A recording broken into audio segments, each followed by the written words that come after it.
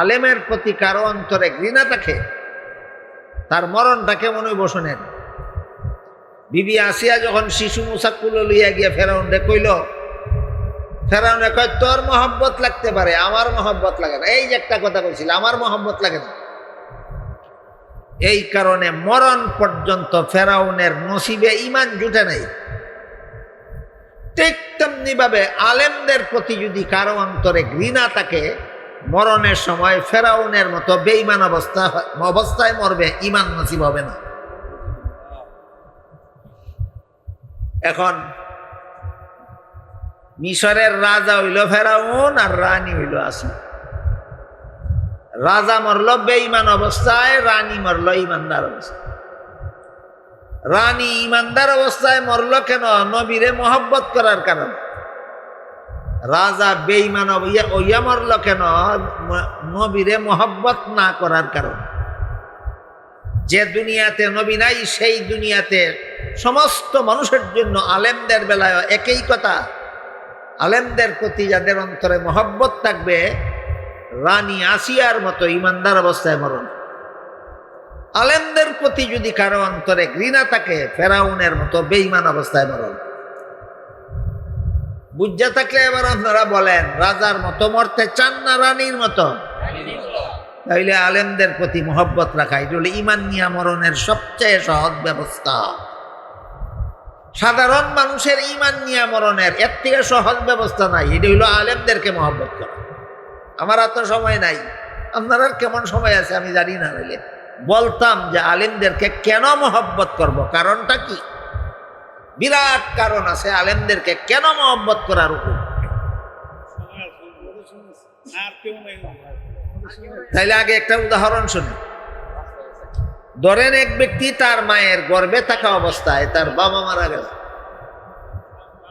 মায়ের গর্ভে থাকা অবস্থায় শিশুটা তার বাবা মারা গেল।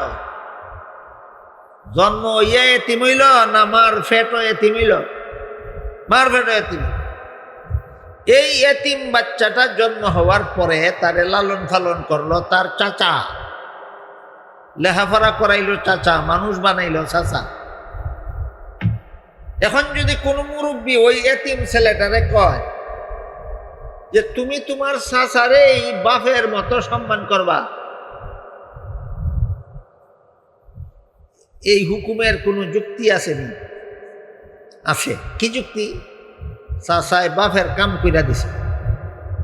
সন্তান জন্ম হইলে লালন পালন করার দায়িত্বটা আসলে চাচার না, আসলে বাপের। বাপ না থাকায় বাপের কাম চাচাই কইরা দিছে। সন্তানদের লেখাপড়া করাইয়া মানুষ রূপে কইরা তোলার দায়িত্বটা আসলে বাপের। বাপ না থাকার কারণে চাচাই কইরা দিছে। কাজেই তোমার চাচাই যেহেতু তোমার বাপের কাম কইরা দিছে, কাজেই তুমি তোমার চাচার এই বাপের মতো সম্মান করবা। ঠিক তেমনি ভাবে হাদিস শরীফে আল্লাহ রাসূল বলেন, ওয়া ইন্নাল উলামা ওয়ারাসাতুল আম্বিয়া। আলেমগণ নবীগণের কাম করবে। আলেমগণ কার কাম করবে? যতদিন দুনিয়াতে নবী আসা যাওয়া করছেন, ততদিন দুনিয়াবাসী মানুষকে নবীগণ জাহান্নাম থেকে বাঁচার পথ দেখাইছে। নবী নাই দুনিয়ার, মানুষের আর জাহান্নাম থেকে বাঁচার দরকার নাই। যারা বাঁচার পথ দেখাইতো হেরা তো নাই, ওখানে বাঁচবেন কেমনে? নবী বলেন আমাদের কাজটা আলেমরা করে, আমাদের কাজটা আলেমরা করে। কাজে নবীরে ভাইলে যেমন ভাবে নবীরে মহব্বত করা তোমার উপর ফরজ হইতো, নবী ভাইছ না আলেমরা নবীর কাজ করে, আলেমকে মহব্বত করা তোমাদের উপর ফরজ। এবার বুঝলেন কিনা আলেমরে মহব্বত করার যুক্তিটা? এই কারণে আলেমকে যারা মহব্বত করবে, বিবি আসিয়ার মতো ঈমানদার অবস্থায় মরণ। এই যে ফেরাউন আর মুসার ঘটনা, ফেরাউনের বিবি আসিয়ার ঘটনা কুরআনে বারবার বারবার বারবার আল্লাহ বলেছেন। এই ঘটনাগুলি মনোযোগ দিয়ে শুনলে বুঝলে বলেন শক্ত মন নরম হয় কিনা? শক্ত মন নরম হয়। এইটাই ওয়াজের উদ্দেশ্য। যখন মন নরম হইব তখন তারে শাসন করে নমাজি বানানি লাগতো না। এমন আল্লাহর গুলামি না করলে আর কর্মকার গুলামি, নিজের ইচ্ছায় আল্লাহর গুলামিতে লিপ্ত। আবার মন নরম করার পদ্ধতিটা হালাল হতে হবে, হারাম পদ্ধতিতে মন নরম করলেও কোনো কাম হইত না। একদিন আমার এক বন্ড ফিরে জিজ্ঞাসা বলে, বন্ড ফির কারে কয় বুঝবে না, এক বন্ড ফিরে আমার কয়, হুজুর আপনারা কোরআন হাদিসের কথা শুনাইয়া মানুষের মনটা নরম করে দেন, বালা কাম। আমরাও গান বাজনা শুনাইয়া মানুষের মন নরম করে দিই, আমরাটাও খারাপ না। বেঈমানের যুক্তিটা দেখেন, কোরআন হাদিসের কথা শুনাইয়া মানুষের মন নরম করে দেন, ভালো কাজ। আমরাও গান বাজনা শুনাইয়া মানুষের মন নরম করে দেই, উদ্দেশ্য তো একই, আপনারাটাও বালা আমরাটাও বালা। আপনারা যদি কোনো বন্ড ফিরে এমন যুক্তি দেয় তাহলে তো সহজেই মান্য লাগবে। আমি এই বন্ড ফিরে কইলাম, এই মিয়া শুকনা শিরা খাসাবাই এখন জানা কষ্ট লাগে, গিলতেও কষ্ট হয়, সাবাইতেও কষ্ট। ভিজাইয়া নরম করলে সাবাইতেও আরাম, গিলতেও। টিউবওয়েলের পানিতে ভিজাইলেও শিরা নরম হয়, মুত্যা ভিজাইলেও নরম হয়, কোনটা খাইবে কম? নরম করাই আসল কাজ না হালাল উপায়ে নরম করাই আসল কাজ? হ্যাঁ, মানুষের নরম মন নরম করানো লাগবে কোরআন হাদিসের কথা দিয়া, গান বাজনার মতো হারাম কথা দিয়া মন নরম করার মানে নিল মুত্যা শিরা ভিজানি।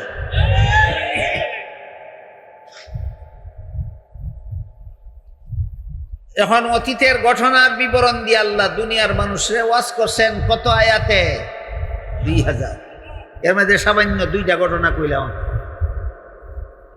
তৃতীয় পদ্ধতির ওয়াজ হইল তাজকির বিমা বাদাল মাউত, মরণের অবস্থার বিবরণ, কবরের অবস্থার বিবরণ, হাসরের মাঠের অবস্থার বিবরণ, পুলসিরাতের বিবরণ, জান্নাত জাহান্নামের বিবরণ দিয়ে আল্লাহ আরো 2000 আয়াতে দুনিয়ার মানুষকে ওয়াজ করছে। এর মধ্যে মরণের অবস্থার বিবরণ দিয়ে আল্লাহ বলেন, ওয়ান্নাজিআতি গারকাও ওয়ান্নাশিতাতি নাশতাও ওয়াসসাবিহাতি সাবহান ফাসসাবিকাতি সাবকা। এই আয়াতগুলির তাফসীরের মর্ম এক হাদিসে আল্লাহর রাসূল সাল্লাল্লাহু আলাইহি ওয়াসাল্লাম বলেন, দুনিয়ার থেকে যে কোনো মানুষ যে কোনো সময় মরে, সমস্ত মানুষের মরণ হয় 2 প্রকার। দুনিয়ার যে কোনো মানুষের মরণ, সমস্ত মানুষের মরণ হয় সর্বমোট কত প্রকার? 2। এক প্রকার মানুষের মরণের সময় যে ফিরিস্তা তার জান বাইর করতে আসে, এই ফিরিস্তার বাহিনীর প্রধানের নাম আজরাইল। যে সমস্ত ফিরিস্তা মানুষের জান বাইর করে এদের প্রধানকে আজরাইল। একদল, আল্লাহ রসুল বলেন, একদল মানুষের মরণের সময় আজরাইলে আইসা তারে জাহান্নাম দেখায়। কি দেখায়? জাহান্নাম। জাহান্নাম দেখলে পরে কোনো বিবেকবান মানুষের হুঁশ জ্ঞান ঠিক থাকার অবস্থা নয়, এত ভয়ঙ্কর অবস্থা জাহান্নামের। জাহান্নামের অবস্থা অত্যন্ত ভয়ঙ্কর। দুনিয়ার স্বাভাবিক জ্ঞান বিবেক সম্পন্ন কোনো মানুষ যদি জাহান্নামের অবস্থা দেখত, সাথে সাথে পাগল হইয়া যায়। এই জাহান্নামটা আগে দেখাইয়া বলে, এই যে জাহান্নামের ভয়ঙ্কর অবস্থাটা দেখছো, এটার থেকে আল্লাহ তোমারে মুক্তি দিয়া দিছে। এরপরে তারে জান্নাত দেখায়। জান্নাতের অবস্থার বিবরণ দিয়ে আল্লাহ রসুল বলেন, যেই লোকটা সমস্ত দুনিয়াবাসীর মধ্যে সবচেয়ে বেশি কষ্টের জীবন যাপন করছে, সারা দুনিয়ার মানুষের মধ্যে যেই মানুষটা সবচেয়ে বেশি কষ্টের জীবন যাপন করছে, তার নাকের মধ্যে জান্নাতের সুগন্ধ লাগা মাত্রই সারা জীবনের সমস্ত কষ্টের কথা বলে যায়। এই জান্নাতটা দেখাইয়া বলে, আল্লাহ এই জান্নাতে তোমার ঠিকানা বানাইছে।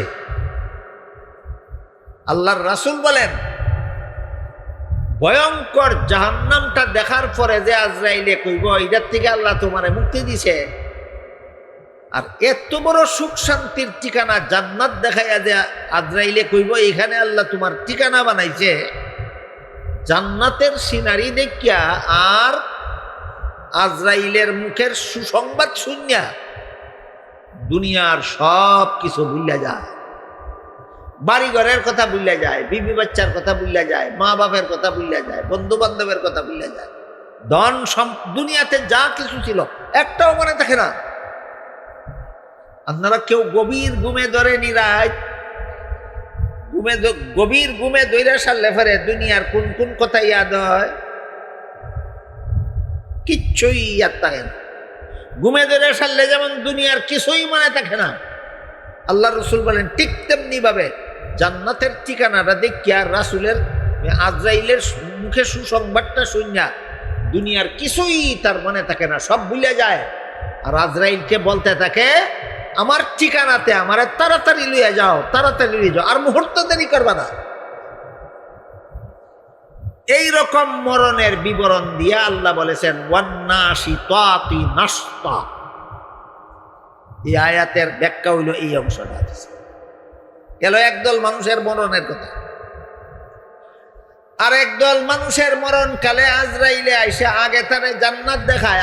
আগের লোকটারে আগে কি দেখাইছিল? এখনের লোকটারে আগে জান্নাত দেখায়, দেখাইয়া বলে জান্নাতের এই বাড়িটা আল্লাহ তোমার জন্য বানাইছিলেন, এই বাড়িটা কিনা নেওয়ার জন্য আল্লাহ তোমারে দুনিয়াতে পাঠাইছিলেন, কিন্তু তুমি দুনিয়াতে জান্নাত কিনার চিন্তা চেতনায় নাই, দুনিয়াটারে মুখ করার চিন্তা চেতনায় ছিলাম। এই জন্য তোমারে আল্লাহ জান্নাত থেকে চিরকালের জন্য বঞ্চিত করে দিছে। তারপরে তারে জাহান্নাম দেখায়, দেখাইয়া বলে এই জাহান্নামে তোমার ঠিকানা রেডি হইছে, তোমার তৈরি করার ঠিকানাতে তোমাকে নিয়ে যাওয়ার জন্য আল্লাহ আমারে পাঠাইছে। আল্লাহর রাসূল বলেন ওই লোকটা আজরাইলের মুখে দুঃসংবাদ শুনিয়া আর জাহান্নামের ঠিকানাটা দেখিয়া দুনিয়ার সব কিছু স্মরণ করতে থাকে, হায় রে এগুলি ভালাইয়া কেমনে যায়, মা ভালাইয়া কেমনে যাই, বাপ ভালাইয়া কেমনে যাই, ছেলে ভালাইয়া কেমনে যাই, মেয়ে ভালাইয়া কেমনে যাই, বাড়িঘর ফালাইয়া কেমনে যাই, ধন সম্পদ ফালাইয়া কেমনে যাই। যে কোনো মূল্যের বিনিময়ে জানটা শরীর দিকে বাইর দিতে চায় না।